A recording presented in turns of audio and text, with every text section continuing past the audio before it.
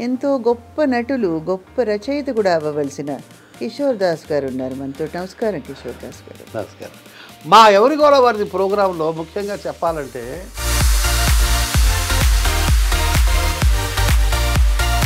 ఈ మధ్య మీరు ఎక్కువ తెరపైన కనిపించట్లేదని, మళ్ళీ ఎప్పుడు కనిపిస్తారని? 3000 పైచీలకు ఎపిసోడ్లు యాంకరింగ్ చేశాను, ఒక 85 సినిమాలు చేశాను. ఇంకా పని చేయాలా కానీ నాకు ఎప్పుడు అర్థం కాదు సార్, ఇన్ని వేల ఎపిసోడ్లు రకరకాల జానర్స్ చేశారు మీరు. మీకు పెద్దలకు మాత్రం అది ఎందుకు మిమ్మల్ని అలా అసోసియేట్ అయిపోయింది ఆ ఇమేజ్?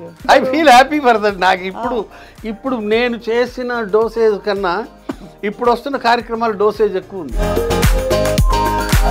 కొన్ని సినిమాలు మీకు బాగా మంచి పేరు తెచ్చిపెట్టిన పాత్ర ఒంగోలు గిత్త. కానీ ఆ సినిమా ఎంట్రీ చాలా గమ్మత్తుగా జరిగింది. నాకు ఓ రోజు ఆ కంపెనీ నుంచి ఫోన్ వచ్చింది,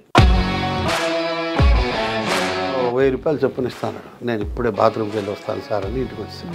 అలా ఒక్కసారి బాత్రూమ్కి వెళ్తే ఇన్ని 2000 పెరిగింది. అంటే కనీసం 10 సార్లు ఇక్కడ.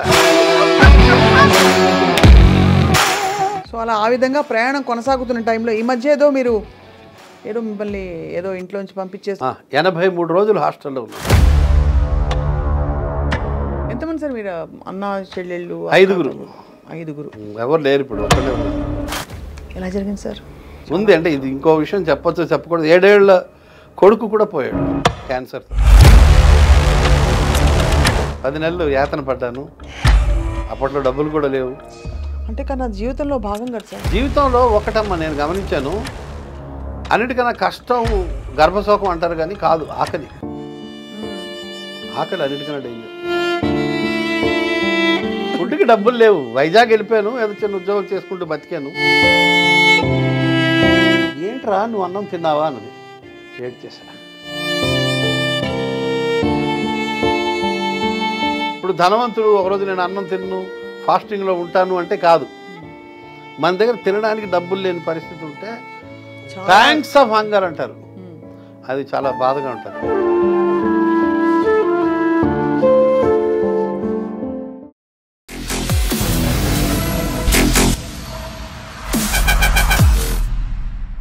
అందరికీ నమస్కారం and welcome to this candid conversation. అప్పుడెప్పుడో ఒక మహానుభావుడు, ఐ థింక్ దీపక్ చోప్రా గారు అనుకుంటాను, ఏజ్లెస్ బాడీ టైమ్లెస్ మైండ్ అని ఒక పుస్తకం రాశారు. కొంతమంది వ్యక్తుల్ని చూస్తే అలా అనిపిస్తుంది అనమాట. నేను ఎప్పుడో 2004-5 సంవత్సరాలలో కలిసిన కిషోర్ దాస్ గారు ప్రముఖ నటులు, షో హోస్ట్ అండ్ ఇంకా బహుముఖీయులుగా అందరికీ పరిచయం అయ్యారు వారు కొన్ని సందర్భాల్లో. వారు అప్పటి నుంచి ఇప్పటిదాకా ఒకే సైజులో, ఒకే పద్ధతిలో, ఒకే వయసులో ఉన్నట్టుగా కొనసాగుతున్నారు. వారి బ్యూటీ సీక్రెట్ ఏంటో తెలుసుకుంటూ ప్రయాణంలోని కొన్ని విషయాలు కూడా తెలుసుకునే ప్రయత్నం చేద్దాం. సార్ నమస్కారం. నమస్కారం. ఏమి నేను ఎదగలేదు అన్నది బాగా చెప్పారు. Very happy to know it. ఆనందంగా ఉంది. ఎంత ఆనందం అమ్మా ఎదగకపోవడం అన్నది. అవును, happy. But you haven't aged actually at all sir. Physically and mentally. అంటే మెంటలీ అసలు ఏజ్ కాకూడదు ఎవరు. అవును. బట్ ఫిజికలీ కూడా you are looking as healthy as 20 years ago. Happy, very happy, always happy. అందులో ఏం అనుమానం లేదు. అవును. ఎక్కువ పెట్టుకోను, వర్రీలు తక్కువ. మన వల్ల ఇతరులకు వరి అవ్వాలి కానీ అంతే తప్ప మనం వరి అవ్వాలి. నేను ఒకడికి ఛాన్స్ ఇవ్వను నన్ను బాధ పెట్టడానికి. ఎవరో ఏదో అన్నారనుకోండి, నేను క్యారీ చేశాను అనుకోండి, అతని తప్పు కాదు, నా తప్పు అవుతుంది. ఆ క్లారిటీ ఉంది. రైట్. ఈ మధ్య మీరు ఎక్కువ తెరపైన కనిపించట్లేదని, మళ్ళీ ఎప్పుడు కనిపిస్తారనే ఒక ప్రశ్న. చాలా వర్క్ చేశాను. ఎనఫ్ 3000 పైచీలకు ఎపిసోడ్లు యాంకరింగ్ చేశాను, ఒక 85 సినిమాలు చేశాను. ఇంకా పని చేయాలా చాలు. అంటే పని కేవలం ఉల్లాసం కోసం కదా సార్? ఒక్క షో చేస్తున్నాను ఇప్పుడు, బాబాయ్ హోటల్ అని మల్లెమాల వాళ్ళకి ఈటీవీ అభివృద్ధి ఛానల్లో టెలికాస్ట్ అవుతుంది, అదొకటి చేస్తున్నాను. చాలు, నెలకు 3-4 రోజులు వర్క్ ఉంటుంది. నాకు ఇష్టమైన పుస్తకాలు చదువుకుంటున్నాను. సినిమాలు రోజు ఒక సినిమా, 1.5 సినిమా చూస్తా ప్రతిరోజు. ఏదో పుస్తకం కాసేపు చదువుతా, తర్వాత ఫోన్ తినేస్తుందమ్మా టైమా. అంటే మీరు ఏం చేస్తారు? రీల్స్ అవి చూసుకుంటూ కూర్చుంటారు? అసలు ఏం చూడను, ఏం చూస్తానో నాకు తెలియదు. బట్ చాలా టైం ఫోన్ తినేస్తుంది. దాన్ని తగ్గించాలి అని రోజు అనుకుంటున్నాను. రోజు అనుకుంటా ఇవాళ కొంచెం ఎక్కువ చదవాలి అని. చదువుతా, ఖచ్చితంగా రోజు చదువుతా. చదవకపోతే ఒక ఎంప్టీనెస్ వస్తుంది. 100% చదవాల్సిందే. అయితే ఒకప్పుడు చాలా ఎక్కువ చదివేవాడిని, ఇప్పుడు ఎక్కువ ఫోన్ చూస్తున్నాను. చాలాసార్లు అనుకుంటున్నాను ఫోన్ తగ్గించాలి అని. తెలుగు సాహిత్యం నాకు ఏరియా ఆఫ్ ఇంట్రెస్ట్. ఓకే. చదువుతూ ఉంటాను పుస్తకాలు. అంటే ఎలాంటి సాహిత్యం? అన్నీ మహమ్మద్ కదీర్ బాబు దగ్గర నుంచి కొంచెం సమకాలీన. కొడవటి గంటి కుటుంబరావు, అప్పటిదాకా రావి శాస్త్రి దగ్గర నుంచి అన్నీ, వాట్ నాట్ తిలక్ దగ్గర నుంచి శ్రీశ్రీ, సరే వదిలేయండి. ఏది కనబడితే అది చదువుతా. రాజా రామ్మోహన్ రావు కథలు అద్భుతంగా ఉంటాయి. వి రాజా రామ్మోహన్ రావు ఎక్స్ట్రాడినరీ రైటర్. చాలా రైటర్లు కూడా ప్రేమించే రైటర్ ఆయన. కానీ మీకు అంటే ఏ జానర్ నచ్చుతుంది? జీవితం, ప్రేమ కథల, జీవిత సత్యాల? Life life life life is more larger than all that. Life life Raja Rammohan Rao కథల్లో అధో జగత్ సహోదరుల గురించి ఎక్కువ ఉంటుంది. బిచ్చగాళ్ళు, పాకెట్ మార్లు, పనోళ్ళు, చిన్న చిన్న దుకాణాల్లో చేసేవాళ్ళు, పల్లెటూరు నుంచి ఊళ్ళకి మైగ్రేట్ అయ్యేవాళ్ళు, వాళ్ళ జీవితాల మీద ఫోకస్ చేస్తాడు. భలే ఉంటుంది. అదే కదీర్ బాబు ఇంకా అల్టిమేట్, చెప్పే పని లేదు అతని స్టైలు. ఈ మధ్య కొత్త పుస్తకం ఒకటి చదివాను, రవి మంత్రిది, అమ్మ డైరీలో కొన్ని పేజీలు. భలే ఉంది. అంటే ఎండమూరి దగ్గర మొదలుపెట్టాము అప్పట్లో. ఎండమూరి మేడస్, అసలు చదవడం నేర్పింది ఎండమూరి అని చెప్పాలి. ఆ పుస్తకాలన్నీ ఎప్పుడు చదివా? అసలు అన్నీ అమ్మో, అది ఏంటి ఆ పుస్తకం ఒకటి, వెన్నెల్లో గోదావరి కాదు, ఒక అంతర్ముఖం ఒకటి, ఋషి ఒకటి. ఋషి అయితే ఒక 200 సార్లు చదివి ఉంటాను ఎండమూరిది. అంతర్ముఖం ఒకటి చాలాసార్లు, ఒక 50-60 సార్లు చదివి ఉంటా. ఆ 2 పుస్తకాలు పర్టికులర్లీ ఎక్సైటింగ్. ఇప్పటికీ అప్పుడప్పుడు మనం ఒక్కోసారి ఏం చేస్తాం, టీవీలో సినిమాలు, అదే ఓటీటీలో సినిమాలు చూస్తుంటాం. ఒక్కోసారి మనకి ఏ సినిమా నచ్చదు, అప్పుడు వెనక్కి వెళ్ళిపోయి ఏదో పాత సినిమా, ఏ సంగమో చూస్తాం. అవును. లేకపోతే సత్యజిత్ రే సినిమా ఒకటి చూస్తాం, ట్రయో ఉంది కాబట్టి, అపూర్ సంసార్, అవన్నీ ఏదో ఒకటి చూస్తాం, పతేరు పాంచాలి చూస్తాం, వెనక్కి వెళ్ళిపోతాం. అట్లా నాకు బ్లాంక్ అయిపోయినప్పుడు ఋషి చదువుతా. ఎండమూరి ఋషి చదివితే మళ్ళీ ఒకసారి ఛార్జ్ అవుతుంది. అట్లా చలం పుస్తకాలు చదివితే మళ్ళీ ఛార్జ్ అవుతుంది. చలం ముఖ్యంగా జీవిత ఆదర్శం. అసలు ఆ దేశికాచారి క్యారెక్టరైజేషను, బతకడం ఎలాగా అని నేర్పిస్తాడమ్మా దేశికాచారి. గొప్పగా ఉంటుంది. సో ఇదే మీ జీవితంలోని పెద్ద కాలక్షేపం అంటే ఇదే, చదవాలి పుస్తకాలు, చదువుతా, సాహిత్యం చదువుతా. అంటే మరీ, కానీ నాకు ఎప్పుడు అర్థం కాదు సార్, ఇన్ని వేల ఎపిసోడ్లు రకరకాల జానర్స్ చేశారు మీరు. మీకు పెద్దలకు మాత్రం అది ఎందుకు మిమ్మల్ని అలా అసోసియేట్ అయిపోయింది ఆ ఇమేజ్? ఎగ్జాక్ట్లీ, అవును, ఇమేజ్ ఫాలో. ఎందుకంటే I feel happy for that. నాకు ఇప్పుడు నేను చేసిన డోసేజ్ కన్నా ఇప్పుడు వస్తున్న కార్యక్రమాల డోసేజ్ ఎక్కువ ఉంది, చాలా ఎక్కువ ఉంది, చాలా అంటీన్ నెంబర్ ఆఫ్ టైమ్స్. అంటే ఇంటూ ఎన్ని వేయాలో తెలియదు. అండ్ నియర్ వల్గర్, నేను వల్గర్ కాదు ఏనాడు, అవలేదా అస్సలు. నేను ఎప్పుడు నా ప్రోగ్రామ్ మీరు చూడండి కావాలంటే, మా టీవీలో ఉంటాయి రికార్డ్స్. అసలు ఎలా వచ్చింది సార్ అది ఆ కాన్సెప్ట్?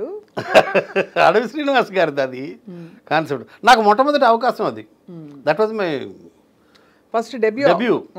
అది కూడా కొంత ఉంటుంది, ఫస్ట్ డెబ్యూ. బాగున్నాయి రెండు. సో దానివల్ల అది ఆ జానర్తో మీరు పాపులర్, బాగా పాపులర్. నా క్లోజ్ ఫ్రెండ్స్ వాళ్ళ భార్యలు, అంటే ఎవరి ఫ్రెండ్స్ వాళ్ళ భార్యలు కూడా నేను ఆ ప్రోగ్రామ్ చేసే రోజుల్లో మాట్లాడేవారు కాదు, ఇళ్ళల్లో లోపల దాక్కునేవాళ్ళు. అవునా? 2003లో మామూలుగా నేను ఇంటికి వెళ్తే అన్నయ్య అని వచ్చే ఆడవాళ్ళు ఇంట్లో దాక్కునేవారు. నేను వెళ్తే తిరస్కరణ అది తెలియదమ్మా. కొంత అంటే ఉంటుంది కదా ఆ రోజుల్లో, కొంచెం అంత ఫ్రీగా లేదు. ఇప్పుడు అందరూ సార్ చేతిలో కెమెరా ఉండి రీల్స్ ఇష్టం వచ్చినట్టు అన్ని రకాల జోకులు వచ్చేస్తున్నాయి. సెల్ ఫోన్ వచ్చిన తర్వాత సొసైటీ మారిందండి, పాడు చేసింది సమాజం. అవును. బాగు చేసింది తక్కువ, చెడు చేసింది ఎక్కువ. మనోళ్ళు చెడు వెంటనే ఎక్కువ తొందరగా, bad news travels fast. Correct. That happens. So అలా ఆ విధంగా ప్రయాణం కొనసాగుతున్న టైంలో ఈ మధ్య ఏదో మిమ్మల్ని ఏదో ఇంట్లోంచి పంపించేశారు, మీరు హాస్టల్ వెళ్ళిపోయారు, రకరకాల. ఇంట్లోంచి ఏం పంపించలేదు, లిఫ్ట్ పాడైంది, పాత లిఫ్ట్ తీసేసాను. ఎన్నో ఫ్లోర్ సార్ మంది? 5వ ఫ్లోర్. ఈ కరకర శబ్దం చేసే మోకాళ్ళతో 5 అంతస్తులు ఎక్కలేను కదా. అవును, ఏదో ఒకసారి అంటే ఎక్కొచ్చు, కష్టపడి. ఎప్పుడో ఒకసారి ఒక అరగంటకి పడుతుంది ఎక్కడానికి. అదే మెల్లిగా 4 మెట్లకి కూర్చుని అలా అయితే వెళ్ళొచ్చు, కానీ అది రోజు అప్ అండ్ డౌన్ కష్టం అని చెప్పి మీరు హాస్టల్కి మారిపోయారా? 83 రోజులు హాస్టల్లో ఉన్నాను. 83 రోజుల? ఇంటి దగ్గర చూసుకున్నారా హాస్టల్? లేదు లేదు, ఒక 10 కిలోమీటర్ల దూరం. అంటే మా క్లోజ్ ఫ్రెండ్ది హాస్టల్ ఉంది, అక్కడ ఉన్నాను అయ్యప్ప సొసైటీలో. చాలా బాగుంది హాస్టల్. ఒక్కోసారి అనిపిస్తుంది అసలు ఈ బాదరబందీలు ఎందుకు, హాయిగా అలా హోమ్లోనో హాస్టల్లో ఉండిపోతే బాగుంటుందని. ఎవరైనా సరే కొన్నాళ్ళు బాగుంటుందమ్మా, కానీ ఫ్యామిలీ ఉండాలి. ఫ్యామిలీ లేకపోతే కష్టమే. మనం ఇంకా ఆ స్థాయికి వెళ్ళలేదు, ఒంటరి అయిపోవాలి, హిమాలయాల్లోకి వెళ్ళిపోవాలి. ఇప్పుడు మీరు హాస్టల్లో ఉన్నప్పుడు అందరూ ఇంట్లో వాళ్ళు వచ్చి వెళ్తూ ఉండేవారా? ప్రతి వారం వీకెండ్స్ నాతోనే ఉన్నారు వచ్చి. మా ఫ్రెండ్దే హాస్టల్, నేను ఒక్కడనే ఒక గది తీసుకున్నాను కాబట్టి they use to come and stay with me. ఏం చేస్తారు సార్ అంత హాస్టల్లో? ఏం ఉండదమ్మా, పుస్తకాలు చదవడమే. టీవీ ఉంటుందిగా? టీవీ ఉంది, టీవీలో ఓటీటీ ఉంది, ఫోన్ ఉంది, ఫోన్లో ఓటీటీ ఉంది, అది హాట్స్పాట్ ఉంటుందిగా. మరి భోజన ప్రియులు కాదా మీరు? భోజన ప్రియుడిని. హాస్టల్లో ఫుడ్ చాలా బాగుంటుంది. 83 రోజుల్లో ఒక్కసారి కూడా ఇండైజెషన్ రాల. ఇంట్లో అయితే చాలాసార్లు వచ్చి ఉంటుంది. అప్పుడప్పుడు ఇంట్లో ఎవరు సార్ వంట? నేను కొంచెం గట్టిగా చెప్తాను. ఇంట్లో అందరూ వండుతారు, కానీ ఇంట్లో అయినా అప్పుడప్పుడు డిస్టర్బ్ అవుతుంది. కానీ ఏ మిరియాలు ఎక్కువ పడి హాస్టల్లో ఒక్కరోజు కూడా డిస్టర్బ్ కాలేదు. అది విచిత్రం. అక్కడ హాస్టల్లో ఉత్తర భారతీయులు ఎక్కువ, దాంతో కొంచెం చప్పటి కూడా పెట్టారు వాళ్ళు. ఇండైజెషన్ సమస్య లేదు, మంచి ఆయిల్ వాడతారు, క్వాలిటీ. అయ్యప్ప సొసైటీలో కడల్స్ కోలివ్ అని చాలా మంచి హాస్టల్, బాగా చూసుకున్నారు నన్ను. అసలు food extraordinary, healthy food, not tasty food. మీరు ఫస్ట్ అసలు మీరు వెజిటేరియనా? ఇంట్లో వెజిటేరియన్. ఓహో, అర్థమైంది. ఇప్పుడు 95% వెజిటేరియన్కి వచ్చాను. బయట కూడా? ఎవ్రీవేర్. ఇంట్లో అసలు నాన్ వెజ్ వండరు, అసలు వండరు ఫస్ట్ నుంచి? అంతే? లేదు లేదు, 100% వెజిటేరియన్. బయట స్నేహితులతో ఏది ఇంట్లో దొరకదో మనకి బయట వేలం వేరు ఉంటుంది కదా. అంతే కదా. ఆ విధంగా బయట తినడం తప్పిస్తే మా ఆవిడ హాహాకారాలు చేస్తుంది. నీ పుట్టుకేంటి, మనిషివేనా, జంతువుల్ని చంపుకొని తినడమా, ఒక శవం తినకపోతే నీకు ముద్ద దిగదా, పూట గడవదా, ఇట్లా తిడుతుంది ఆవిడ. దట్స్ ఎ మర్డర్ కదా, అట్స్ డెడ్ బాడీ కదా అంటది ఆమె. మీకు అది అంటే అది సైద్ధాంతికమైన అయిష్టమా ఇంట్లో, లేక ఫ్యామిలీ అలవాట? కులం అదే తినరు. కులం అని ఇప్పుడు అడిగితే అది బాగుండదు కదా అని. ఇప్పుడు ఈ మధ్య గొడవ అదే కదా, బై క్యాస్ట్ తినకూడదు, తినరు. సో అర్థమైంది. ఆ విధంగా కుళ్ళిపోయాను. మీరు అదే అండ్ మీరు విస్తరించిన కులం. భ్రష్టు విస్తరించిన అన్నాను సార్, కానీ విస్తరి కదా. ఎగ్జాక్ట్లీ, విస్తర్లో వడ్డించిన కులం. కానీ సార్ ఇప్పుడు బియాండ్ ఈ వీకెండ్స్ వాళ్ళు వచ్చి ఉండడం, భోజనాలు ఇవన్నీ పక్కన పెడితే ఏంటి, వాట్ ఈజ్ యువర్ కనెక్షన్? ఫ్యామిలీతో ఎలా మీరు బాండ్ అవుతారు? అంటే అందరూ బాండ్ అవుతారు ఫ్యామిలీతో, కానీ మీ అన్యోన్యంగా ఉండే మీ కుటుంబం గురించి చెప్పండి. కొన్ని అంటే ఒక చిన్న హాస్టల్కి ఇంటికి డిఫరెన్స్ చెప్తాను. హాస్టల్లో టీ కావాలంటే 60-70 అడుగులు నడిచి, లిఫ్ట్లో 7 అంతస్తులు దిగి, మళ్ళీ ఒక 60-70 అడుగులు నడిచి వెళ్తే మనకి టీ దొరుకుతుంది. భోజనమైనా టిఫిన్ అయినా అంతే. అంటే ఫుడ్ విషయానికి ముందు మాట్లాడుతున్నాను, తర్వాత రిలేషన్షిప్ గురించి వస్తాను నేను. అసలు బేసిక్గా ఒంటరిగా ఉండడం అన్నది చాలా వేధిస్తుంటుంది. పక్కన భార్య లేకపోవడం, కొడుకు లేకపోవడం, కూతురు లేకపోవడం, ఆ వాయిడ్ ఉంటుంది, ఆ గ్యాప్ ఉంటుంది, అది కొంచెం పెయిన్ఫుల్గా ఉంటుంది. ఎందుకంటే కొడుకు పక్కన ఉంటే, కూతురు పక్కన ఉంటే అదొక ఎఫినిటీ, అదొక బాండింగ్. భార్య మీద డిపెండెన్స్ ఎక్కువ ఉంటుంది. 40 ఏళ్ళు అయిపోయింది. మీరు కమల్ హాసన్ సినిమా భారతీయుడిలో విలన్ వస్తాడు, విలన్ అతను ఎవరు పోలీస్ ఆఫీసర్ వచ్చి వీళ్ళిద్దరు ఫైటింగ్ చేసుకుంటారు. ఫైటింగ్ అయిన తర్వాత కమల్ హాసన్ క్లోజప్ షాట్ పడుతుంది, ఇలా చూస్తాడు భార్య వైపు, సుకన్య అనుకుంటాను. అవును.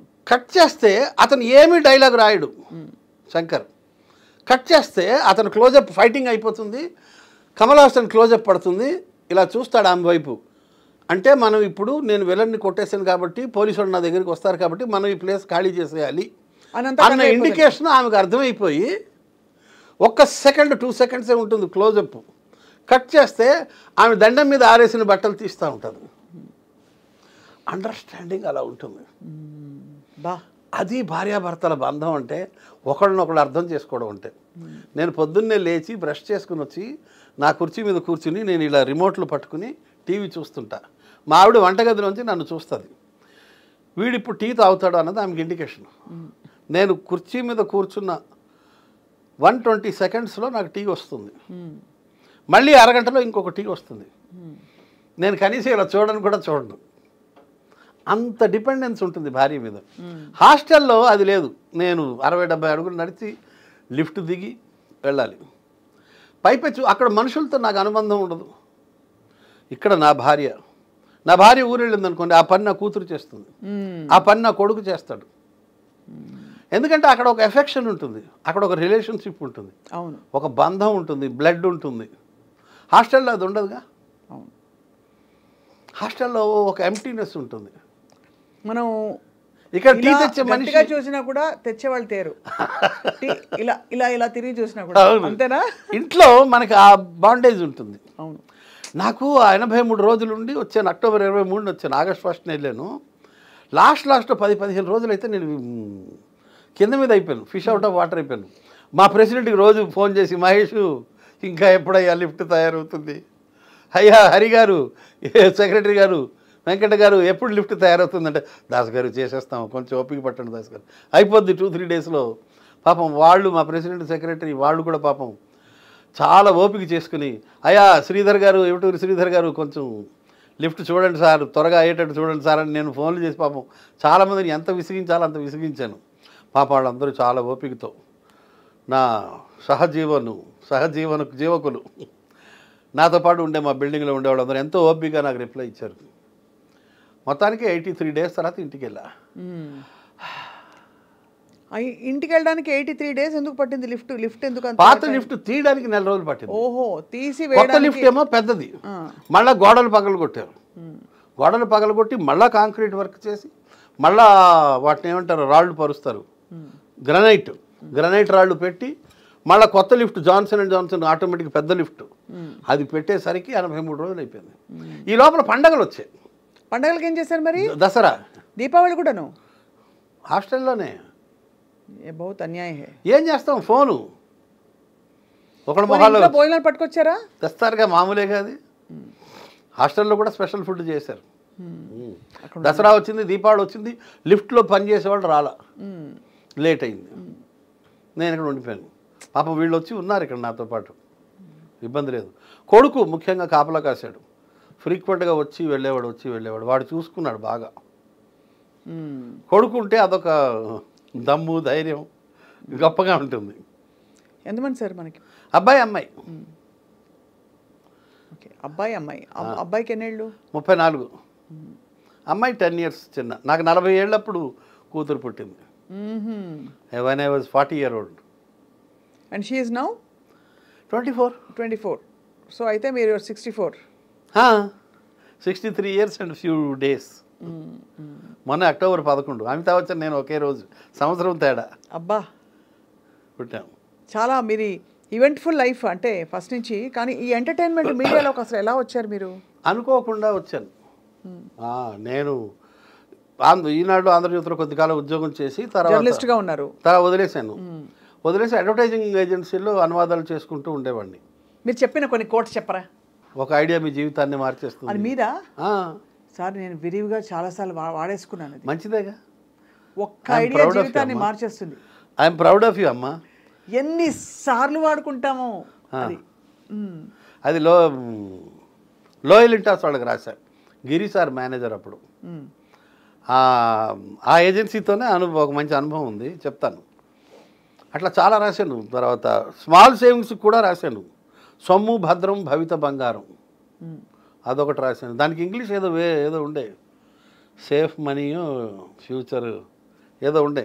ఒరిజినల్ పట్టుకోను నేను, భావంలోకి వెళ్ళిపోతాను. అంటే ట్రాన్స్లేషన్స్ ఇవి. ఐడియా మీ జీవితాన్ని మార్చేస్తుంది. అది కూడా అనువాదమే. అనువాదం. ఒరిజినల్ ఏంటో? Original an idea changes your life, something like that. అదే అదే నేను అంతా ఒకేసారి వస్తుంది థాట్ అనమాట. ఇంగ్లీష్లో థాట్ వస్తుంది, అక్కడ ఇంగ్లీష్ లైన్ ఇక్కడ తెలుగు లైన్ రాస్తాం అట్లా. వాయిస్ కూడా ఇచ్చారు కదా మీరు యాడ్స్కి వాటికి. ఏది మీరు ఎక్కువ బాగా తృప్తినిచ్చిన జాబ్ అంటే మీ వర్క్ ఏది?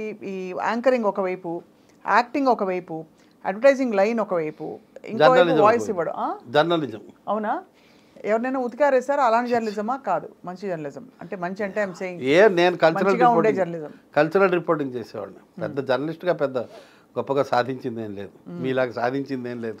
నేను మనుషుల్ని సాధిస్తా సార్, ఏం సాధించాను తెలియదు కానీ అంతేగా. నేను ఇంట్లో వాళ్ళని సాధిస్తుంటాను. జర్నలిజం తర్వాత అడ్వర్టైజింగ్ ఏజెన్సీలో పనిచేసేవాడిని. ఒకరోజు ఏదో ఇట్లా కూర్చుని ఉంటే యాడ్ ఏజెన్సీలో ఒక ఆమె మాలిని రెడ్డి అనే మేడం వచ్చి, దాస్ నువ్వు చిన్నప్పుడు ఎప్పుడు నాటకాలు వేసానని చెప్పావు నాకు, ఇవాళ ఏదో ఆడిషన్స్ జరుగుతున్నాయి, ట్రై చేయి ఒకసారి అంది. చాలామంది వచ్చి వెళ్ళారు, నచ్చట్లేదు సార్కి అంటే, నేను ఎప్పుడో చిన్నప్పుడు 2-3 నాటకాలు వేసానమ్మా, నాకు పెద్ద అనుభవం లేదంటే, పర్లేదు వెళ్ళు అన్నారు. వెళ్ళాను.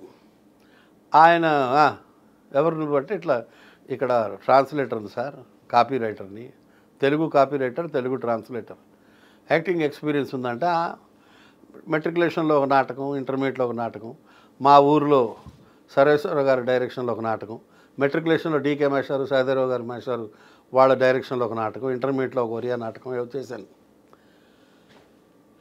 సరే నీకు 1 లక్ష రూపాయలు ఇస్తున్నాను, కూర్చో, 1 లక్ష రూపాయలు నీకు ఇస్తున్నాను, ఫేస్ చూపించాను. చూపెట్టాను, ఆనందం. బాగుంది, చాలా బాగా చేసావయ్యా, చాలా ఆనందం, బాగా చూపెట్టావు, ఒక 50,000 వెనక్కి తీసుకుంటున్నాను, ఎక్స్ప్రెషన్ ఇవ్వు అన్నాడు. ఇచ్చాను.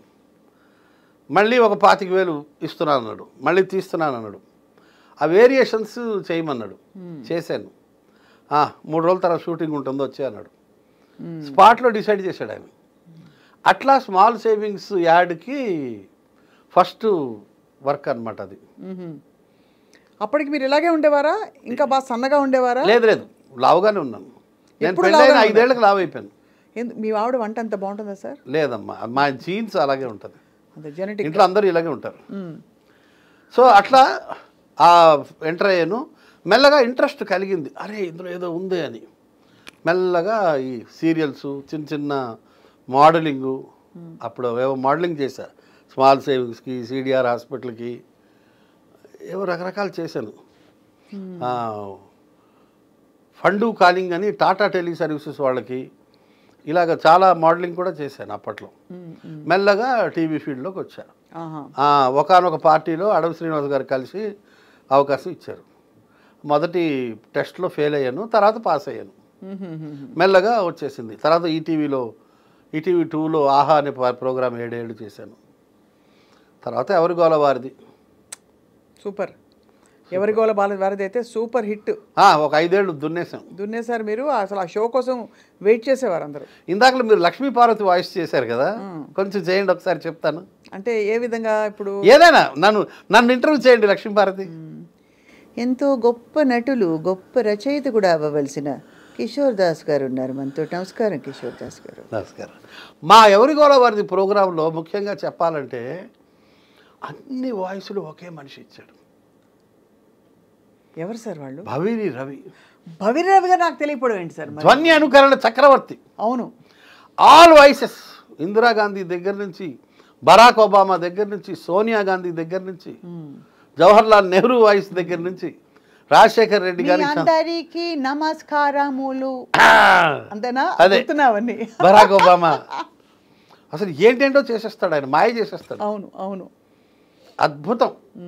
మీరు మిమిక్రీ చేస్తుంటే గుర్తొచ్చింది మా భవిరి రవి. నాకు ఇంట్రెస్ట్ సార్ మిమిక్రీ. నేను కూడా ఒక 8-10 గొంతులు అలా ప్రాక్టీస్ చేసి చిన్నగా. భవిరి రవి 150కి పైగా గొంతులు చేశాడమ్మా. అయ్యో, ఆయన తోపు జీనియస్. అసలు నాకు ఆశ్చర్యం వేస్తుంది, అంత టాలెంట్ ఎట్లా ఉంటుంది ఒక మనిషి దగ్గర అని. అన్ని వాయిస్లు చేయడం అంత చిన్న విషయం కాదు. అండ్ దాదాపు నేరుగా చేస్తాడు ఆయన.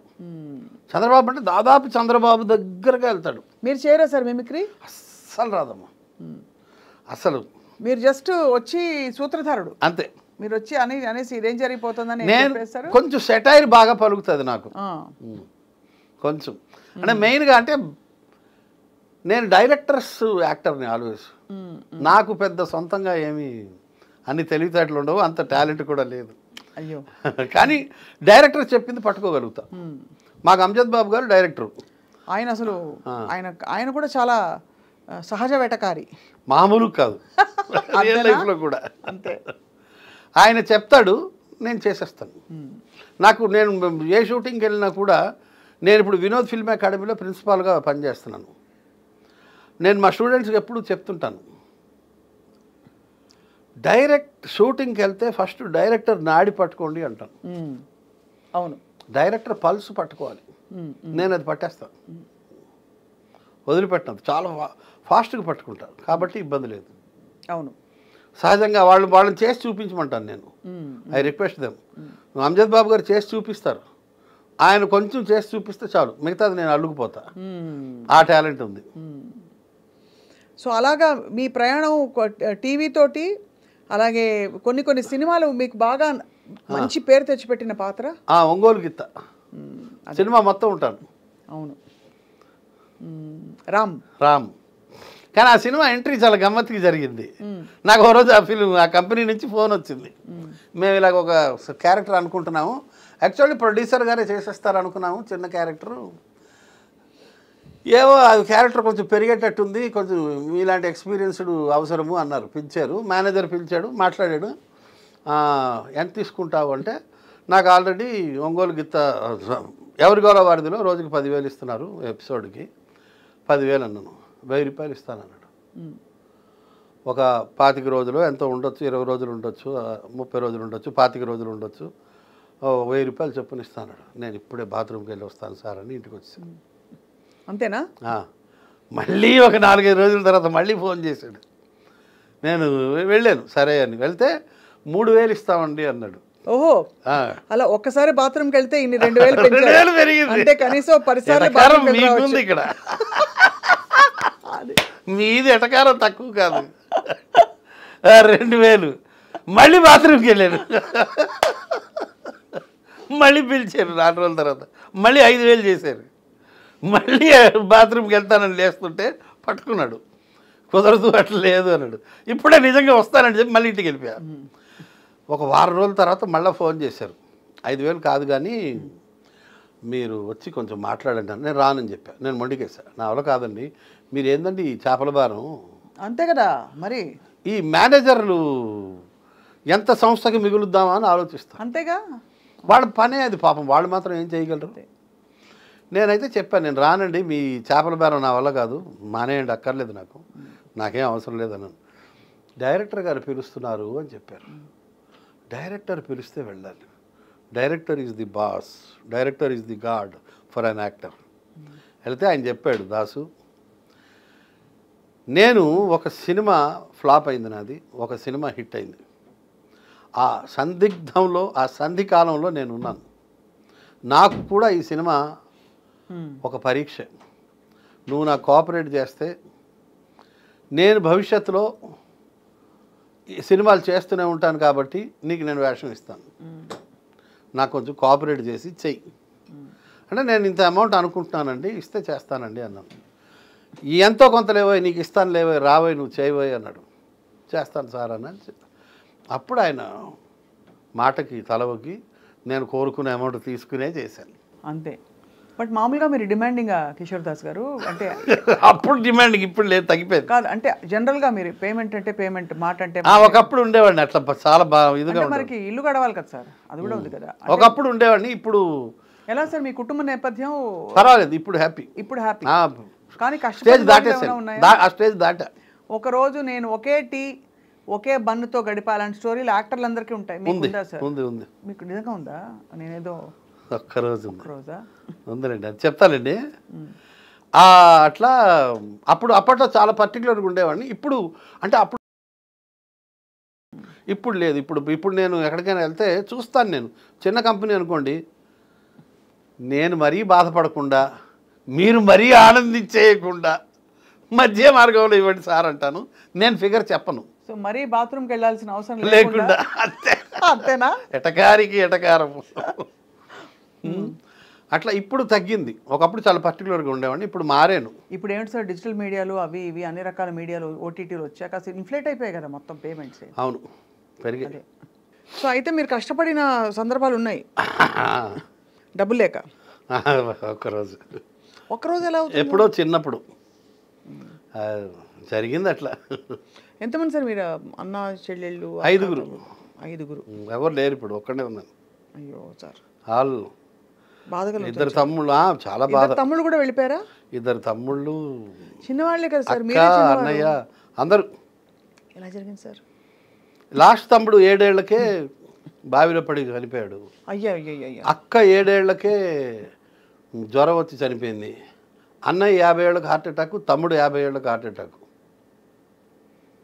బాబోయ్. ఉంది. అంటే ఇది ఇంకో విషయం చెప్పొచ్చు చెప్పకూడదు, 7 ఏళ్ళ కొడుకు కూడా పోయాడు క్యాన్సర్తో. మీకా సార్? ఇన్ని బాధలు చూసా లైఫ్లో. అమ్మా నాన్న కూడా పోయారు, ఒక్కడే మిగిలే. Sir sir sir tragic. కొడుకు ముఖ్యంగా 2-3 ఏళ్ళు పట్టింది కోలుకోవడానికి. కానీ ఎలా సార్ క్యాన్సర్? ఏం క్యాన్సర్ వచ్చింది? ఇక్కడ న్యూరోబ్లాస్టోమా అని multiple మెలైన్ tumours in the head. ఇవన్నీ గడ్డలు గడ్డలు వచ్చాయి అబ్బాయికి. పాపం ఒక 10 నెలలు బాధపడ్డాడు. జ్వరం వచ్చింది, 10 నెలలు తగ్గల పాపం. అమ్మో 97. అది వద్దులేండి, అది కష్టం తట్టుకోవడం. కాదు సార్, మీరు చాలా 10 నెలలు యాతన పడ్డాను. అప్పట్లో డబ్బులు కూడా లేవు, అందరూ కోఆపరేట్ చేయడం వల్ల గట్టెక్కాను. ఇంత బాధను అనుభవించి మీరు అందరూ నవ్విస్తారా? ఎంత అన్యాయం ఇది. చాలామందికి శేఖర్ సుమన్ కానీ ప్రకాష్ రాజ్ కానీ అందరికీ లాస్ ఉంది లైఫ్లో. వద్దు, ఆ టాపిక్ వద్దు. అంటే కానీ నా జీవితంలో భాగం కదా సార్. జీవితంలో ఒకటమ్మ నేను గమనించాను, అన్నిటికన్నా కష్టం గర్భశోకం అంటారు కానీ కాదు, ఆకలి. ఆకలి అన్నిటికన్నా డేంజర్. ఒక కథ ఉంది, చెప్పొచ్చా? కొంచెం లెంత్. చెప్పండి చెప్పండి. ఒక 5 minutes. చెప్పండి సార్. మహావిష్ణువుకి నారదుడికి గొడవ అవుతుంది. ఎవరు మానవ జన్మలో అన్నిటికన్నా దుఃఖం ఏంటి అంటే, నారదుడు అంటాడు గర్భశోకం. ఎవరైతే తన బిడ్డల్ని కంటారో వాళ్ళు పోతే అందరికన్నా కష్టం. అంటే మహావిష్ణువు కాదు, ఇంకోటి ఉంది అంటాడు. రుజువు చేయి అంటాడు. సో మా నారదుడికి ఆడజన్మిస్తాడు. వరుసగా ఒక 100 మంది పిల్లల్ని ఇస్తాడు. ఆ 100 మంది పిల్లలు 2-3 రోజుల్లో చచ్చిపోతారు. నారదుడు ఏం చేస్తాడు, వరుసగా ఆ పిల్లల్ని ఒకళ్ళ తర్వాత ఒకళ్ళని అంత్యక్రియలు చేసి కాల్చేస్తూ ఉంటాడు. అలాగో 30-40 మంది అవుతారు. అలసిపోతాడు. 2-3 రోజులు అవుతుంది, అప్పటికే తిండి ఉండదు, అలసిపోతాడు. ఆకలి గుర్తొస్తుంది. ఆకలి ఆకలి ఆకలి. మహావిష్ణువు చెప్తాడు గర్భశోకం కన్నా ఆకలి చాలా డేంజరు అని. అంటే లేదు, కన్నబిడ్డలు పోతే ఎక్కువ బాధాకరం అని ఆర్గ్యూ చేస్తాడు నారదుడు. చివరికి 30-40 మంది అంత్యక్రియలు అయిపోయిన తర్వాత కొంచెం శ్మశానంలో కొంచెం దూరంలో ఒక చెట్టు మీద ఒక పండు కనిపిస్తుంది. ఇతనికి ఆకలి, ఏం చేయాలో తెలియదు. 2 రోజులు అయింది, అన్నపానీయాలు లేవు. మొత్తానికి అప్పుడు చెట్టు ఎక్కాలి, ఎక్కలేడు, ఆకలి. ఏం చేస్తాడంటే ఆ పిల్లలు శవాలు వరుసగా పేర్చి వాటి మీద ఎక్కి, చనిపోయిన పిల్లల మీద ఎక్కి ఆ పండు అందుకుంటాడు. స్త్రీ అవతారంలో ఉంటాడు. అప్పుడు మహావిష్ణువు ప్రత్యక్షమై, చూసేవా కన్న బిడ్డల మీద తొక్కుకుంటూ వెళ్ళేవు, ఆకలి అన్నిటికన్నా డేంజరస్, అన్నిటికన్నా పెయిన్ఫుల్ అంటాడు. మనిషికి ఆకలి లేకపోతే చాలమ్మా లైఫ్లో, అది ఇవ్వకపోతే చాలు. ఒక్కటే అమ్మా, అది ఆకలి అన్నిటికన్నా యూ విల్ డూ ఎనీథింగ్ అండి ఆకలేస్తే. అలాంటి తీవ్ర పరిస్థితి గురించి తెలుసుకోవడానికి మీరు ఒక్కరోజే జరిగిందన్నారు కదా. అవును. ఏం జరిగింది ఒక్కరోజు చెప్పచ్చా, అడగచ్చా? అసలు ఫుడ్కి డబ్బులు లేవు. వైజాగ్ వెళ్ళిపోయాను, ఏదో చిన్న ఉద్యోగం చేసుకుంటూ బతికాను. 78లో ఒక 6 నెలలు ఉద్యోగం చేశాను. బరంపురం మా ఇల్లు. యాక్చువల్లీ విజయనగరంలో పుట్టాను, బరంపురంలో పెరిగాను. నా 10వ ఏట బరంపురం వెళ్ళిపోయాను. మెట్రికులేషన్ పాస్ అయ్యాను. తర్వాత వ్యాపారం ఏదైనా చేయొచ్చులే అనుకుని ముందు ట్రైనింగ్ కోసం బట్టల షాపులో ఉద్యోగం చేశాను. ఒక 6 నెలలు ఉద్యోగం చేశాను. తర్వాత మానేశాను, ఇంకో దగ్గర చేరదామని. మధ్యలో గ్యాప్ వచ్చింది. డబ్బులు లేవు, ఇంట్లో అడగడానికి నామోషి. ఉన్న డబ్బులన్నీ అయిపోయాయి. అక్కడ తెలిసిన 3-4 దగ్గర డబ్బులు అడిగేసి అవి కూడా తినేశాను. అసలు కంప్లీట్గా డబ్బులు అయిపోయాయి. ఒకరోజు తినడానికి కూడా డబ్బులు లేవు. ఉదయం నుంచి అద్దె ఇంట్లో ఉంటున్నాను, ఒకళ్ళ ఇంట్లో అద్దెకు ఉంటున్నాను. ఉదయం నుంచి అటు ఇటు తిరుగుతున్నాను, నీళ్లు తాగుతున్నాను. ఆకలి, ఏం చేయాలో అర్థం కావట్లేదు. డబ్బులు లేవు, తెలిసిన వాళ్ళు 3-4 అడిగేసాను ఆల్రెడీ, ఇంకా అడిగితే ఇవ్వరు అని డిసైడ్ అయిపోయాను. అప్పుడు ఎవరింట్లో అయితే అద్దెకున్నానో వాళ్ళ ఇంట్లో రెండవ కోడలు చిట్టక్క అని, చిట్టక్కని బాగా నేను దగ్గర మా సొంత అక్క అంత ప్రేమగా చూసేవాడిని. చిట్టక్క గమనించింది, ఈడేంటి ఉదయం నుంచి అటు ఇటు తిరుగుతున్నాడు, ఉద్యోగం మానేశాడు, కొత్త ఉద్యోగంలో ఇంకో బట్టల షాప్లో చేరతా అన్నాడు, చేరలేదు, నెల గ్యాప్ వచ్చింది, ఇవాళ చూస్తే ఉదయం నుంచి సాయంత్రం దాకా తిరుగుతున్నాడు, ఏం చేస్తున్నాడు అర్థం కావట్లేదని. 4 గంటలప్పుడు అడిగింది, ఏంట్రా నువ్వు అన్నం తిన్నావా అన్నది. ఏడ్చేసా, విపరీతంగా ఏడ్చా, అస్సలు అన్కంట్రోలబుల్ ఏడ్చా. ఎందుకంటే మనకు అన్నం తింటావని అడిగేవాళ్ళు ఎవరు? ఊరు కాని ఊర్లో ఉన్నాను నేను. లేదక్క తినలేదు, లేవు డబ్బులు అంటే వెంటనే ఇంట్లో ఏదో ఉప్మా ఉంటే పెట్టింది, ఉప్మా తిని ఆగురే అన్నం వండుతానని చెప్పి అన్నం వండి అన్నం పెట్టి డబ్బులు ఇచ్చి, ఒరే నువ్వు బరంపురం వెళ్ళిపోరా, ఇక్కడ ఉండొద్దు, నామోషి ఫీల్ అవ్వకు, మీ నాన్న ఏం అనలే, నేను మాట్లాడతాను. అప్పట్లో ల్యాండ్లైన్స్, నువ్వు వెళ్ళి చదువుకోరా, నువ్వు గొప్పోడు అవుతారా, తెలివైనడివిరా, ఈ బట్టల షాపులో ఉద్యోగాలు ఈ వ్యాపారాలు నీ వల్ల కావులే, పోరా అని అక్క పంపించేసింది. అప్పటి నుంచి అక్క దగ్గర రెగ్యులర్గా వెళ్తూ ఉంటా. అట్లా మధ్యలో కొన్నాళ్ళు అక్క కనిపించలేదు, ఆవిడ కోసం చాలా కష్టపడి వెతికామండి. వాళ్ళ ఇల్లు మారిపోయారు, అడ్రస్ లేకుండా పోయింది, చాలా కష్టపడితే దొరికింది ఒకరోజు అక్క. ఈ మధ్య బెడ్ రిటర్న్ అయిపోయింది, షీఈ్ నియర్లీ 80 ఇప్పుడు. 80 పెద్ద వయసు కాదు సార్ మరి. అవును, పాపం సిక్ అయిపోయి బెడ్ రిటర్న్ అయింది. రాఖీ వస్తే ఆవిడే గుర్తుంటుంది నాకు, అన్నం పెట్టిన అక్క, అమ్మ. అట్లా ఆ రోజు నిజంగా ఉదయం నుంచి సాయంత్రం దాకా డబ్బులు లేక ఫుడ్ లేదు, చాలా పెయిన్ఫుల్గా ఉంటుంది. ఇప్పుడు ధనవంతుడు ఒకరోజు నేను అన్నం తిన్ను ఫాస్టింగ్లో ఉంటాను అంటే కాదు, మన దగ్గర తినడానికి డబ్బులు లేని పరిస్థితి ఉంటే థ్యాంక్స్ ఆఫ్ హంగర్ అంటారు, అది చాలా బాధగా ఉంటుంది. అన్నీ అనుభవించాలి లైఫ్లో. చెప్తారు కదా, 7 సముద్రాలు కాళ్ళు తడవకుండా దాటగలం, కానీ కన్నీరు లేకుండా మానవ జన్మ పరిపూర్తి కాదు అని. అవును అవును, అన్నీ చూడాలి. ఎప్పుడు ఒకటి అనుకుంటా, మనకు ఉన్న దాంట్లో పక్కవాడికి ఇస్తేనే, ఎంతో కొంత పక్కవాడికి ఇస్తేనే జీవితం బాగుంటుంది, ఫలప్రదంగా ఉంటుంది. నాకు విజయవాడలో ఉంటారు ఒక ఫ్రెండు, ఆయన్ని చూసి నేను చాలాసార్లు అనుకుంటా, గొప్ప వ్యక్తులు ఉంటారు మన చుట్టుపక్కల అని. పుట్టగుంట సతీష్ గారని, ఆయన లయన్స్ క్లబ్ గవర్నర్గా కూడా చేశారు అక్కడ. ఆయన నేను చూశాను, ఆయన తన ఆదాయంలో చాలా డబ్బులు ప్రజలకు ఇస్తాడమ్మా. మా ఫ్రెండ్ వాళ్ళ అమ్మాయికి హార్ట్ అటాక్ వస్తే గంటల్లో ₹1,00,000 సర్దిచ్చాడు. నా ఫ్రెండ్కి బరంపురంలో క్యాన్సర్ వస్తే మందులకి డబ్బులు ఒకరోజు నాకు షార్టేజ్ పడితే ఆయన డబ్బులు ఇచ్చాడు. కరోనా టైంలో 100 మందికి 1000 మందికి వ్యాక్సిన్ వేయించాడు. అవేవో మందులు స్ట్రిప్పు 30 టాబ్లెట్లు 60 టాబ్లెట్లు ఏదో ఒక స్ట్రిప్పులు లక్షల్లో పంచాడు ఆయన. భవానీ భక్తులు వస్తుంటారు నడుచుకుంటూ, వాళ్ళ కోసం వాళ్ళ ఫ్యాక్టరీ ఉంది బొమ్మలూరు అని, హనుమాన్ జంక్షన్ దగ్గర. అక్కడ లక్షలాది మందికి అనేక సంవత్సరాలుగా ఆయన అన్నం పెడుతున్నాడు. ప్లస్ వాళ్ళు పడుకోవడానికి రెస్ట్ రూమ్స్ పెట్టాడు. ప్లస్ అక్కడ ఒక డాక్టరు నర్సు ఉంటారు మెడికల్. ఆ ఊళ్ళో స్కూలు కట్టించి ఇచ్చాడు, పోలీస్ స్టేషన్ కట్టించి ఇచ్చాడు. ఈ హ్యాండిక్యాప్డ్ పిల్లలకి పరికరాలు ఇస్తుంటారు.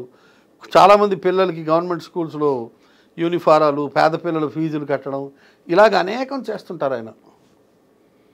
మనిషి తన ఆదాయంలో కొంత ఇవ్వాలి అన్నది నేను ఆయన దగ్గర నేర్చుకున్నాను. ఒకప్పుడు లేనితనం నుంచి వచ్చాను కాబట్టి నాకు కొంత ఇవ్వడంలో ఆనందం ఏంటో ఇప్పుడు నేను అనుభవిస్తున్నాను. అవునా? మీరు రెగ్యులర్గా మీరు డొనేట్ చేస్తారని తెలుసు. నేను ఫిక్స్గా పక్కన పెట్టుకుంటాను. నాకు ఎక్కడైనా 10,000 వచ్చాయనుకోండి, ఒక 500 పక్కన దాచేస్తా. నేను ఇంత సంపాదించలేదు, ఈ 10,000 నాకు మల్లెమాల నుంచి ఒక 27,000 వస్తాయి నెలకి, లేదా 34,000 వస్తాయి. వెంటనే ఒక 2,000, 2,500, 3,000 తీసి పక్కన పెట్టేస్తా, దాచేస్తా. దానికి ఒక వేరే కవర్ ఉంది, ఆ క్యాష్ రాగానే కవర్లో తోసేస్తా, డ్రా చేస్తాను డబ్బులు, ఆ కవర్లో పెట్టేస్తా. అవి అప్పుడప్పుడు చారిటీకి వాడేస్తా.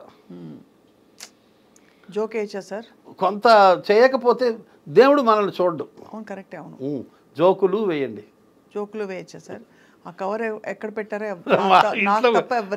ఎవరికి తెలియదు, అబ్బాయి ఒక్కడికే తెలుసు. అవునా? వారసుడికి అన్నీ తెలుసు. పిల్లలతో ఎలా సార్? పిల్లలు మీ ప్రొఫెషన్ నన్ను ఆడుకుంటారు వాళ్ళు. ఓ, మీతో ఆడుకోరు, మిమ్మల్ని ఆడుకుంటారు. ఎవరికైనా వచ్చిందా ఈ మీడియా సైడ్ ఈ పిక్స్ అంతా? ఇంట్రెస్ట్ లేదు. లేదు. మా అమ్మాయి డెలాయిట్లో ఒక 3 ఏళ్ళు ఉద్యోగం చేసి మానేసి ఇప్పుడు MBA ఎంట్రన్స్ ప్రిపేర్ అవుతుంది. నిన్న మొన్న క్యాట్ ఏదో అయింది, రాసింది. ఇప్పుడు ఇంకేదో ఇంకా పరీక్షలు ఉన్నాయట రకరకాలు. పేర్లు ఏంటి సార్ పిల్లల పేర్లు? అవినాష్, హిమశ్రీ, అవినాష్ కుమార్ ధన్కాణి, హిమశ్రీ ధన్కాణి. సింధీ వాళ్ళం మేము. ఓహో, దాస్ అని అలా వచ్చిందా? సింధీ వాళ్ళ సార్? సింధీ అయితే సార్ నాకు కూడా సింధీ తెలుసు, నేను చెప్తాను చూడండి. చెప్పండి చెప్పండి. సాయి భాజీ ఆకుకూర తెలుసు కదా, నాకు చేయడం వచ్చు. Very good. మీరు సింధీ వాళ్ళని ఇంతవరకు అసలు నాకు ఎంత ఎంత నేను ట్రై చేసినా గెస్ట్ బరంపురం అంటే ఒరిస్సా అనుకున్నాను నేను, ఒరిస్సా అక్కడ వాళ్ళు అనుకున్నాను. కానీ సింధీ వాళ్ళైతే మరి తెలుగులో ఎలా సార్ మీరు ఎలా ప్రత్యక్షమయ్యారు? హిందీ మాట్లాడతారా? సింధీయే మాట్లాడతాం హిందీ ఇంట్లో, ఖచ్చితంగా సింధీయే మాట్లాడతాం. మా ఆవిడైతే మరీ వెరీ పర్టికులర్ అబౌట్ సింధీ. ఆవిడ వేరే భాష మాట్లాడదు అసలు. ఆమె చదువుకోలేదు, ఆమెకు హిందీ ఒకటే వచ్చు, సింధీ వచ్చు. సో అనివార్యంగా సింధీయే మాట్లాడతాం. మీరు ఎలా అయింది మీ పెళ్లి చూపులా? బంధువులం, అరేంజ్డ్, ప్యూర్లీ అరేంజ్డ్ మ్యారేజ్. ఎప్పుడు మనకి మా సొంత నాన్నగారి తమ్ముడు భార్య, పిన్ని కదా, పిన్ని చెల్లెలు ఆవిడకి వదిన. డైరెక్ట్ మా పెళ్ళికి ముందే వాళ్ళతో బంధుత్వం ఉంది. సో నేనెవరో అన్నది మా మామయ్యకి తెలుసు. సో అలా మీరు మీ ఆవిడే. కానీ అరేంజ్డ్ మ్యారేజ్, పెళ్లి చూపులు, అరేంజ్మెంట్ అన్నీ రెగ్యులర్గా అయింది. మామూలు. మీరు ఎప్పుడు ప్రేమలో పడలే, ముందు కానీ తర్వాత కానీ? పడితే మాత్రం చెప్తావా? శ్రీదేవిని ప్రేమించాము, మాధురి ఈ పార్ట్ మాత్రం మీ ఆవిడని కూరగాయల ప్రాండి తెలుగు రాదు ఆవిడకి. ఇంకేం సార్ ఫుల్గా చెప్పండి సార్, మన మధ్య దాపరికాలు ఏంటి అని చెప్పండి. మనం అనుకుంటే అవుతుందా? రామగోపాల్ వరం ప్రేమించాడు, నేను ప్రేమించిన దానికన్నా ఎక్కువ ప్రేమించాడు శ్రీదేవిని. ఏం చేస్తాం? మాధురి దీక్షిత్ అంటే బాగా ఇష్టపడ్డాను. మీరా? బాగా, చాలా ఇష్టం. కానీ ఇప్పుడు చూస్తే కొంచెం కష్టపడేలాగా ఇప్పుడు మారిందా? చాలా మంది మారిపోయారని అంటున్నారు అందరూ. ఆవిడ ఐశ్వర్య రాయ్ అంటే అందుకే సార్ అందం మీరు అంత పెట్టకూడదు, మనసునే చూడాలి ఎప్పుడు అనిపిస్తుంది. అంతే కదా సార్? మాధురి దీక్షిత్ గారి డాన్స్లా డాన్స్ ఆరాధించారు. ఈజ్ ఏం ఈజ్ అండి. పాత సినిమాలు వేరు ఎంతైనా, ఇప్పుడు వస్తున్నాయి కానీ మామూలు. ఈ మధ్య మీరు సినిమాల్లో ఎక్కువ కనిపించలే, చేయట్లేదుగా అసలు. అసలు వచ్చినా చేయట్లేదా, రావట్లేదా? లేదు, రెండు. Okay okay. అంటే మోకాళ్ళ నొప్పులు ఎక్కువైపోయి నిలబడలేకపోతున్నాను ఎక్కువసేపు, అందువల్ల చేయలేకపోతున్నాను. బాబాయ్ హోటల్ కూర్చునే ప్రోగ్రామ్ కాబట్టి ఒకటే చేస్తున్నాను. అదొకటి కాలక్షేపం అయిపోతుంది కాస్త. కాలక్షేపానికి ఏం లోట్లేదు. పుస్తకాలు చదువుతాను. మీకేంటి సార్ సాహిత్యం? పుస్తకాలు చదువుతాను, సినిమాలు కూడా చూస్తా, బలంగా చూస్తాను సినిమాలు. తర్వాత హోమియోపతి ఒకటి ఇంట్రెస్ట్. అదే మీరు అక్యుపంక్చర్, హోమియోపతి ఎలా వచ్చాయి మీకు ఇంట్రెస్ట్లు? నాకు పీజీకే వెంకటేశ్వరరావుని ఇప్పుడు ఐజాగ్ షిఫ్ట్ అయ్యారు, మహబూబ్నగర్ జిల్లా.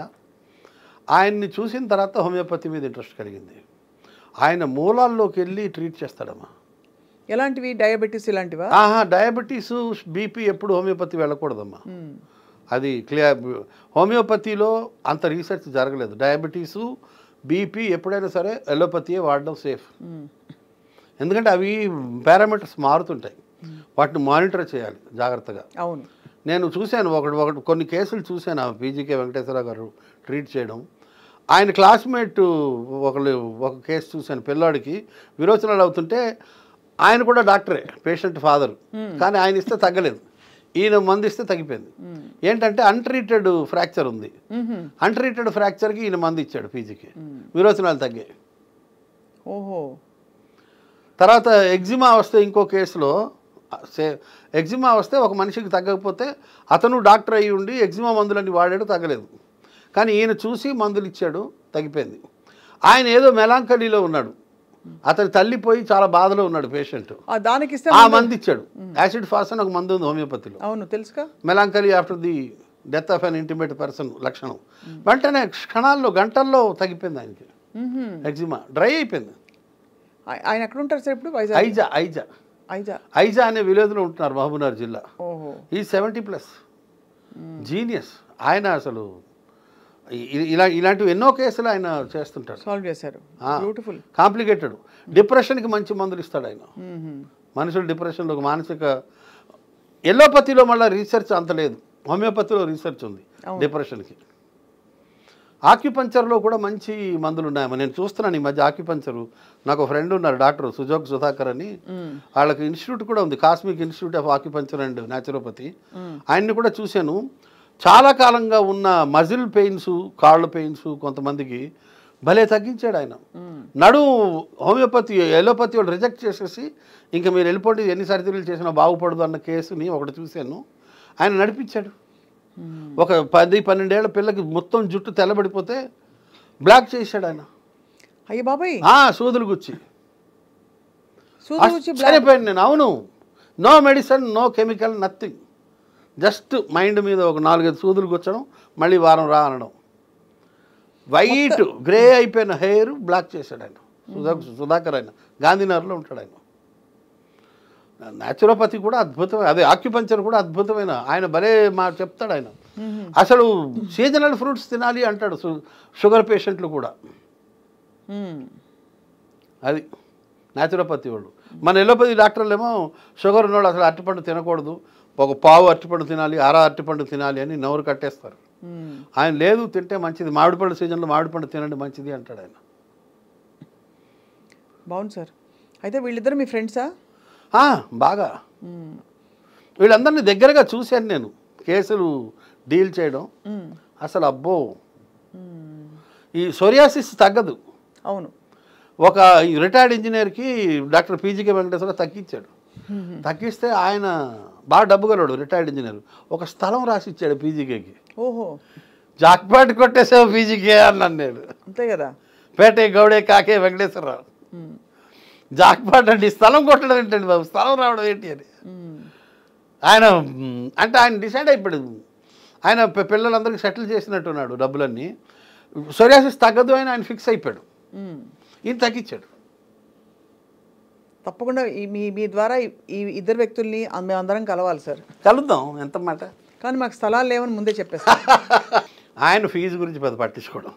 అవునులేండి, అలాంటి వాళ్ళే ఇలా ఇంత డెడికేటెడ్గా ఉంటారు. ఆయన ఇచ్చింది పుచ్చుకుంటాడు, ఏం మాట్లాడు. చాలా ఎక్సలెంట్. అసలు మా సుధాకర్ అయితే డబ్బులు కూడా అడగడు. అవునా? ఇచ్చేవాళ్ళు ఇస్తారు అంటాడు ఆయన, అంతే. ఇవ్వగలిగే వాళ్ళు ఇస్తారు. దాస్ గారు ఆయన ఎప్పుడు వస్తారు సార్? సుధాకర్ గారు మళ్ళీ ఆయన ఇక్కడే ఉంటారు గాంధీనగర్లో.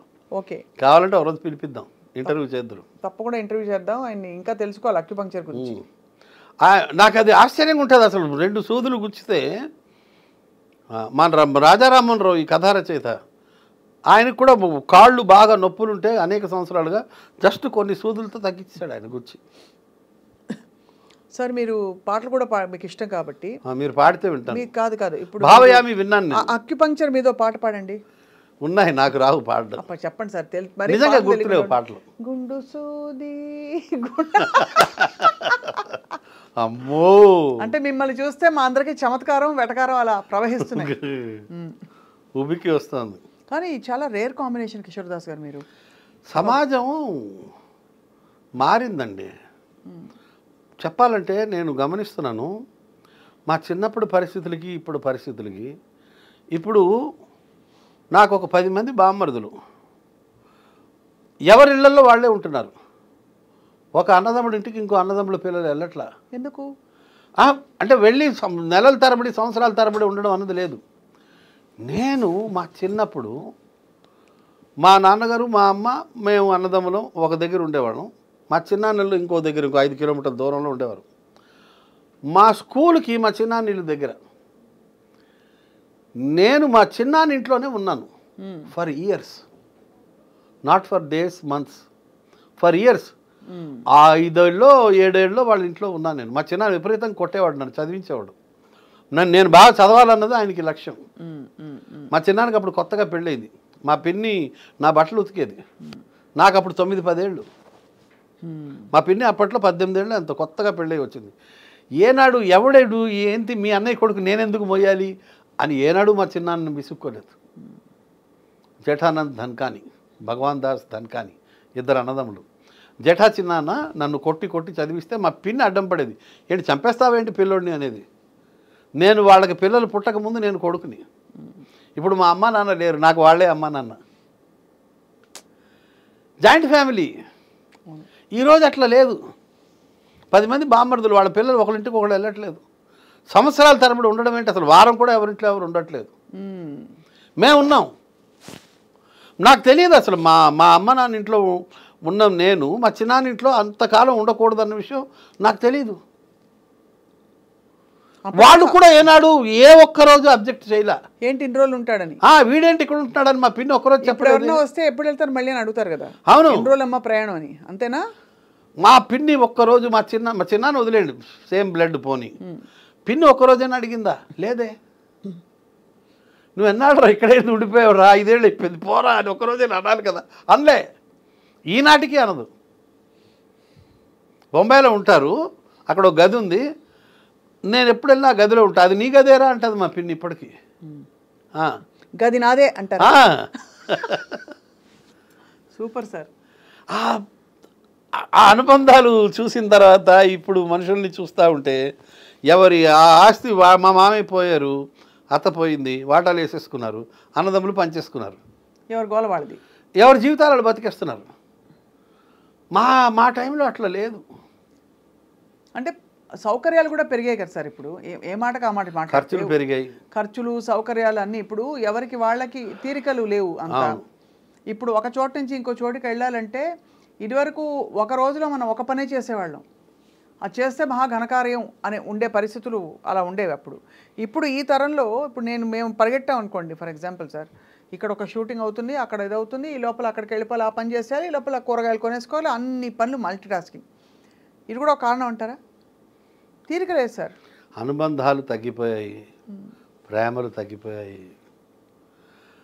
ఇంకెన్నాళ్ళు ఉంటానో కానీ ఇవన్నీ చూస్తుంటే అప్పుడప్పుడు ఆలోచిస్తుంటే నాకు అర్ధరాత్రి మెలకు వస్తుంటుంది.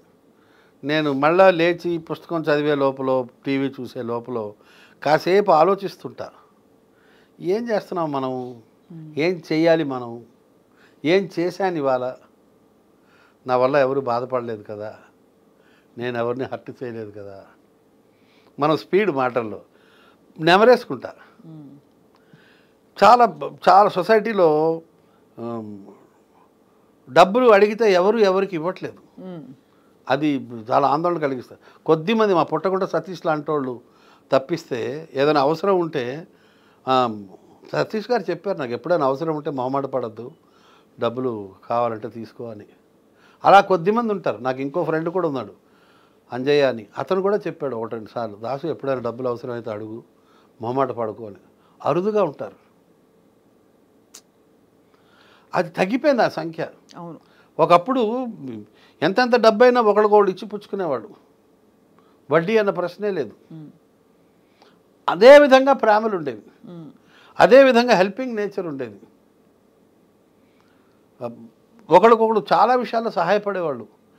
మా వీధిలో పెళ్లి జరిగితే, బరంపురంలో ఫస్ట్ మిలిటరీలో నేను ఉండేవాడిని, మా వీధిలో ఒక పెళ్లి జరిగితే మేము యూత్ అంతా ఎవరింట్లో పెళ్లి జరిగినా ఫిక్స్డ్, ఎవరు వడ్డిస్తారు, ఎవరు వంట దగ్గర నిలబడతారు, ఎవరు మార్కెటింగ్ చేస్తారు, ఎవరు ఫలానా కూరగాయలు కొనుక్కొస్తారు, ఎవరు బియ్యం కొనుక్కొస్తాడు, ఎవరు వంటగదిలో ఏ హెల్ప్ చేస్తాడు, మేమంతా కూర్చుని మాట్లాడుకుని డిసైడ్ చేసుకుని ఉండేవాళ్ళం. అస్సలు క్యాటరింగ్ అన్నది మాకు తెలియదు మా వీధిలో. మేము కుర్రాళ్ళమే అప్పట్లో. నాకు 16 ఏళ్ళు ఆ టైంలో సంగతి. వంట బాగా వచ్చు అయితే మీకు? నేను వంటలో కూర్చోను, నేను వడ్డింపు సెక్షన్. నేను చాలా తెలివిగా వడ్డిస్తా, తక్కువ వడ్డిస్తా. ఎవడైనా ఎక్కువ తింటుంటే ఎక్కువ వేస్తా, లేదా ఎంత అవసరమో అంత అబ్జర్వ్ చేసి వేస్తా. మారు కావాలనుకున్నప్పుడు ఎంత అన్నం ఉంది అనే దాన్ని బట్టి దాన్ని చూసి ఎంత సాంబారు అవసరం ఉంటుందో అంత వేస్తాను. ఎక్కువ వేయను, తక్కువ వేయను. వేసిన తర్వాత ఫేస్ కూడా చూస్తాను నేను, వాడు ఆనందంగా ఉన్నాడా లేదని. కొంచెం ఎక్స్ప్రెషన్ తగ్గిందనుకోండి కొంచెం వేస్తా. ఆ టెక్నిక్ నాకు తెలుసు. ఎవరికి ఏది అవసరమో తల్లిలాగా తెలుసుకోవాలి కదా, అంతే కదా. ఎట్లా ఇవన్నీ అనుభవం మీద పెద్దవాళ్ళు నేర్పారు. మా చిన్నాన్న భగవాన్ దాస్ అని, లాస్ట్ చిన్నాన్న, ఈ టెక్నిక్లన్నీ మా చిన్నాన్న అప్పట్లో నేర్పాడు బరంపూర్లో. ఆయన పెళ్ళిళ్ళు మాస్టర్. పెళ్ళి జరిగిందంటే వీధిలో he use to lead the team. మేమందరూ ఆయన కోడి పిల్లల చుట్టూ చేరేవాళ్ళం. క్యాటరింగ్ లేదు. బ్యూటిఫుల్ మెమరీస్ ఇవన్నీ. అసలు తర్వాత మా సీనియర్లు మాకు ఫలానా పుస్తకం చదువు అని చెప్పేవాడు. రమేష్ రాజు, విజయ్ చంద్ర అని మా సీనియర్లు. మేము వికాసం అని ఒక సాహితీ సమాఖ్య సాహితీ సాంస్కృతిక సమాఖ్యలో మా సీనియర్ మెంబర్లు. కామేశ్వరరావు గారని, కామేశ్వరరావు గారు అయితే డబ్బులు కూడా ఇచ్చేవారు. ఫలానా బుక్ కొనుక్కొని రమేష్ రాజు డబ్బులు ఇచ్చేవాడు. విజయచంద్ర చెప్పేవాడు, ఫలానా పోయిటరీ చదువు, నీకు పదాలు తెలుస్తాయి, పదాల డెప్త్ తెలుస్తుంది, మంచి పదాలు నేర్చుకుంటావని. వీళ్ళందరూ చెప్పడం వల్ల కామేశ్వరరావు కానీ, రమేష్ రాజు కానీ, విజయచంద్ర కానీ వీళ్ళందరూ ఉండేవారు. వీళ్ళు గైడ్ చేసేవారు. స్వామి గారు అని ఉండేవాడు, బిఎల్ఎన్ స్వామి. వీళ్ళందరూ చెప్పేవారు చదవండి అని. మన మనిషి అనుకునేవాళ్ళండి. ఒక మనిషి ఇంకొక మనిషిని తనకి దగ్గరగా తీసుకునేవాడు. ఇప్పుడు అది తగ్గలా? కరెక్టే, తగ్గింది, బాగా తగ్గింది. అనుబంధాలు తగ్గిపోయాయి, నమ్మకాలు తగ్గాయి. మారుతుంది సొసైటీ. మేము అలాగే ఉండిపోయాం. మా అబ్బాయి అంటాడు, నువ్వు ఒక యాంటిక్ పీస్ అంటాడు, నీకు చాలా విషయాలు లోకం మీద తెలియవు అంటుంటాడు. తెలియవేమో. ఇప్పుడు మరి ఇలా బ్రతుకంతా ప్రతి నిమిషము మీ మాటలతో ఇలా సాగుతోంది. ఏంటి మీకు ఏమన్నా ఇంకా ఫలాని ట్రావెల్ చేయాలని కొంతమందికి ఉంటుంది. నేను ఫ్రీక్వెంట్ ట్రావెలర్ని. ఎచ్చటికి కాదు, అన్ని దేశము విదేశము అన్నీ వెళ్ళొస్తుంటారు. ఇండియాలో కర్ణాటక ఒక్కటే చూడలేదు. పక్కన ఉన్న కర్ణాటక చూడలేదు, అన్ని చూస్తారని. కేరళ కానీ, తమిళనాడు కానీ, ఢిల్లీ కానీ, కాశ్మీర్ వెళ్ళారా? అమృత్సర్, హిమాచల్ ప్రదేశ్, షిమ్లా. హిమాచల్ ప్రదేశ్ షిమ్లాయే కదా. ఆ తర్వాత అమృత్సర్ చుట్టుపక్కల అన్నీ చూసాను. బాగా బార్డర్కి వెళ్ళాను. చండీగఢ్, లూధియానా, ఆ బెల్ట్ అంతా తిరిగేసాను. షిమ్లాకి వెళ్ళాను. మొత్తం ఢిల్లీ, కలకట్టా వదిలేయండి, అసలు మాకు పక్కనే బరంపురంకి. కలకట్టా చాలాసార్లు వెళ్ళాను.